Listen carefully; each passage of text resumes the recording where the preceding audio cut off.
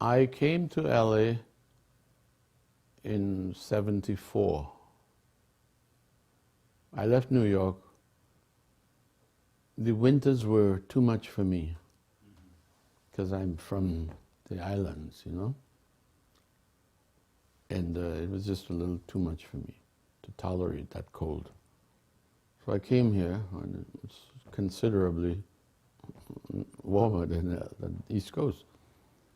And when I came here, sometime shortly after I arrived,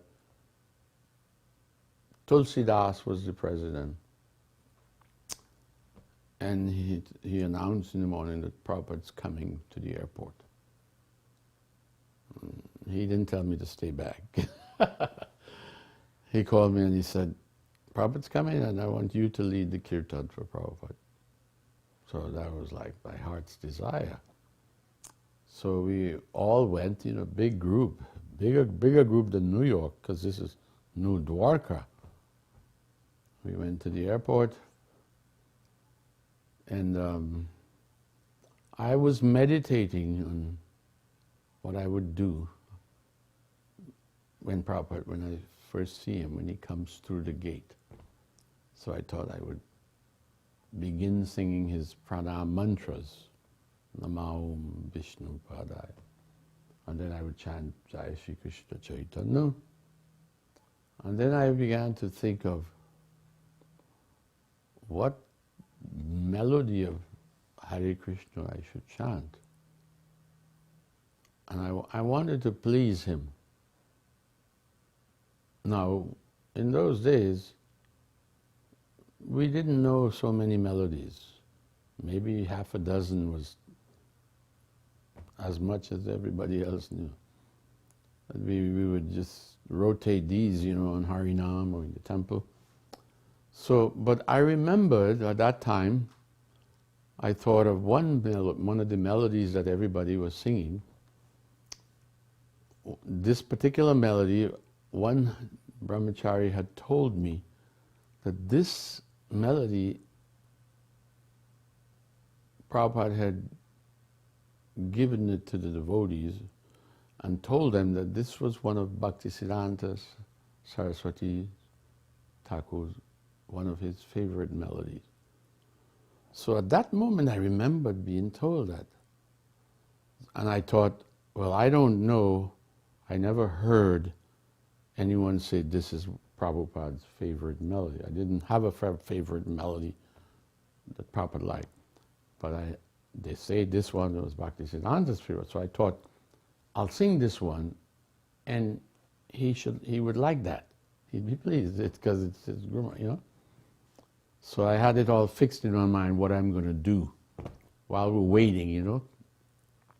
And as Prabhupada comes through the gate, the devotees they made an aisle for him to come through. And they put garlands, they had so many garlands. He was wearing probably 6 or 8 garlands. And everyone, they had flower petals, everybody was throwing flower petals on the pathway. And I started chanting the pranam mantra. And just as Prabhupada's passing me, I'm chanting Shri Krishna Chaitanya Prabhu Nityananda. And as he passes me, I got behind him. Well, the whole crowd, as he passes, everybody just gets behind and they're escorting him out. Right? We're going out now to go to the sidewalk with the car. It's a good ways. So as I get behind him, I'm ready to chant the Mahamantra. And that melody, in my mind I'm thinking, he's going to like this because it's one of Bhaktisiddhanta's favorite. So I started to sing it, that melody. And before I didn't even finish it, I got halfway through it. You know, Hare Krishna, Krishna Krishna, Hare Hare. Before I started the Hare Rama, Prabhupada stopped, and he's about 3 feet in front of me. Prabhupada stopped with his cane, and he turned around, and he looked at me straight in my face, looked at his eyes, And he gave me a smile and he did his head like this, come on. And he turned around and he continued walking. And other devotees saw it too. I wasn't the only one who saw it, because I remember Donavir, at that time, he wasn't a sannyasi yet, he was resident of Dwarka, New Dwarka. He ran over to me and he said, did you see that? I said, of course I saw it. It's right, it was for me. And but when he did that, everyone leaped in the air. It was a moment, just a moment. Some devotees tell me that Prabhupada's really approving of your chanting. This is your service.